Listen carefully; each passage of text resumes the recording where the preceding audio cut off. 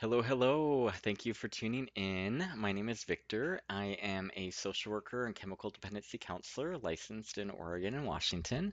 I'm excited to have you today to do what is my favorite mindfulness activity of all time. And so I'll get into the specifics of that in a second. But just to start off, why might we try a mindfulness activity? Why might that be something that we would incorporate into our lives? Um, and one reason, there's many reasons, but one reason I like to talk about is how sometimes we find ourselves experiencing depression and anxiety.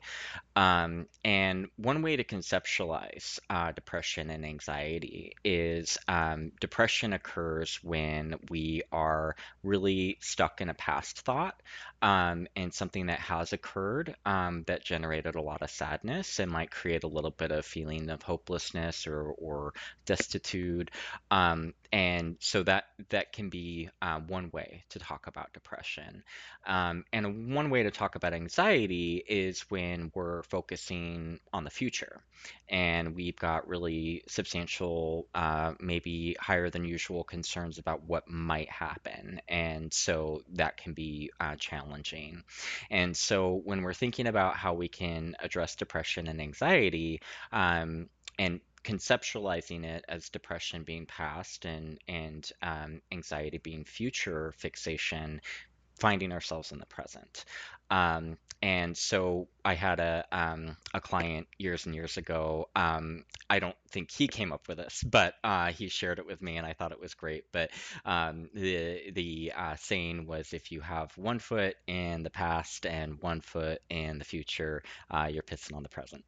And so it's a little bit crude, but I think that's true to a certain extent, where sometimes finding ourselves in the present can help us to reduce the depression and anxiety that we experience. And a lot of times, depression and anxiety comes from a place of feeling really down about ourselves and really not confident in who we are. And so sometimes doing mindfulness activities can draw on a little bit of kindness for ourselves and give us a little bit more esteem.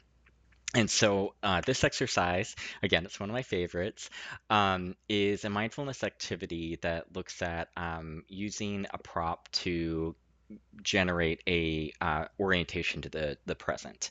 And so what I would like you to do is find any object, maybe a handheld one that you can hold in your hand, within your reach, and try not to overthink it.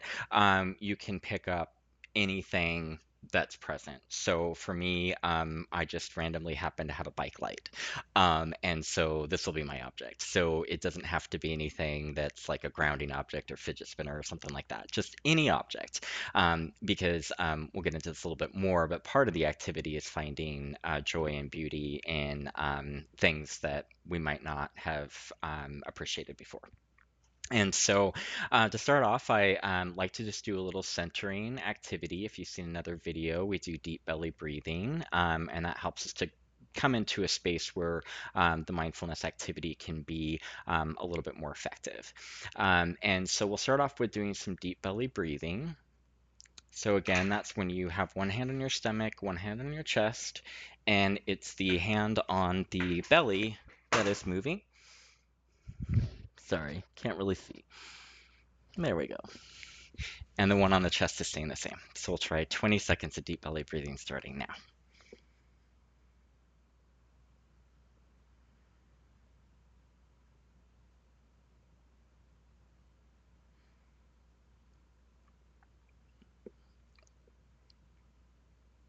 All right, that's about 20 seconds, maybe a little less. I might have cheated you.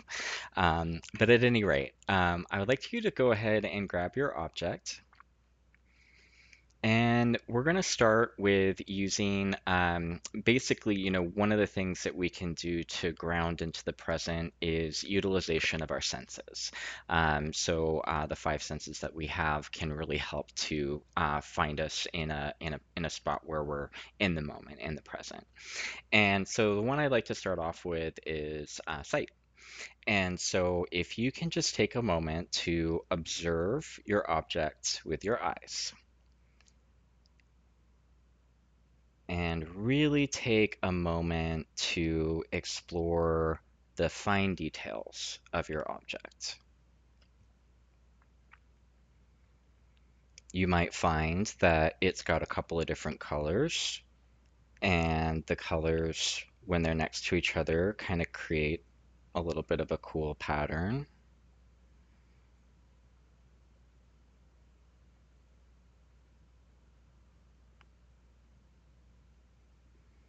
You might see it be a little bit shiny.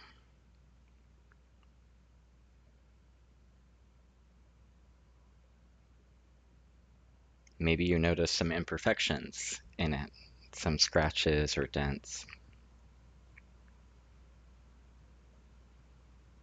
So we'll just take a couple more seconds here, focusing in on the object.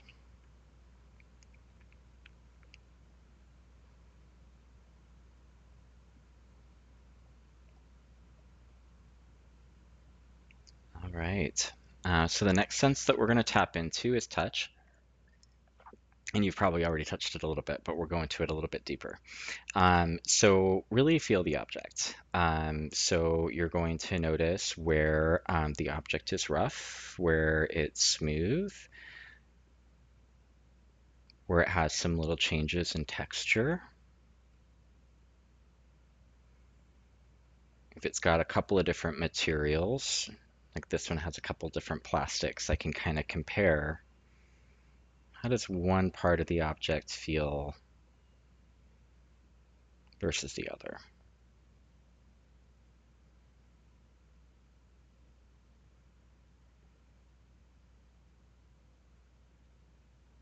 Maybe if you press down really hard on it, you can generate a little bit of sensation, and intense sensation can kind of keep us a little bit more focused too, so that's an option.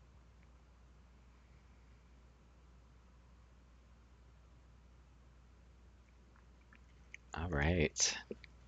Next, we'll look at take a gander at smell. Some objects smell more than others, but all kind of have a little bit of a smell. So we'll just go ahead and take a moment to, I know it's kind of silly, but just go ahead and smell the object.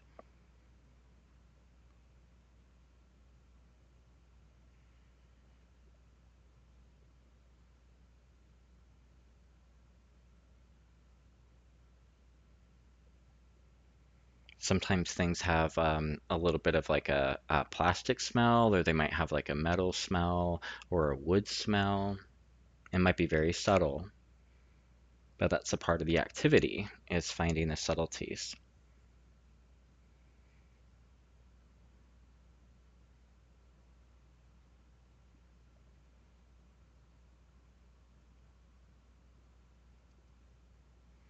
Okay. Next, we're going to use sound. So go ahead and maybe give a little bit of a tap on the object, see how that sounds. Oop. Notice where the object is solid and where it is hollow.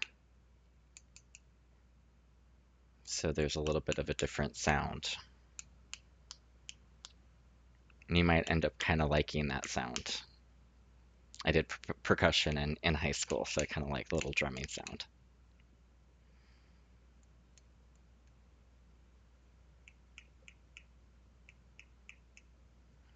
Cool.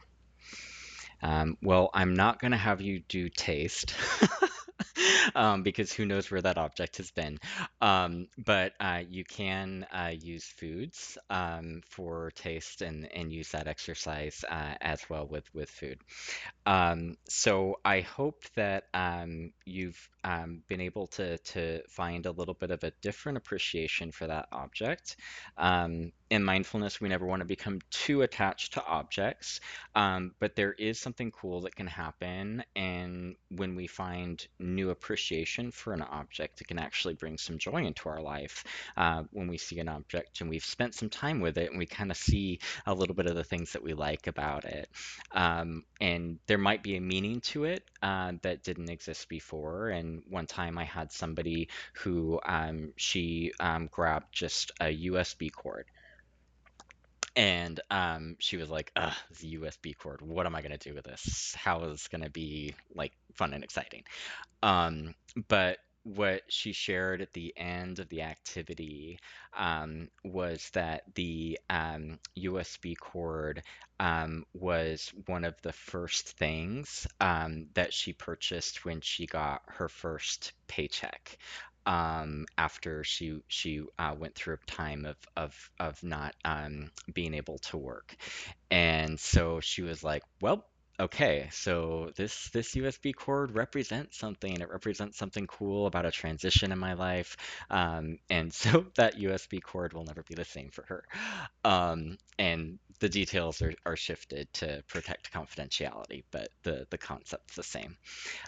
So I hope that you've enjoyed that activity, and I hope that it brought a little bit of maybe a little bit of joy, a little bit of relaxation into your day. All right, thanks and take care. Bye bye.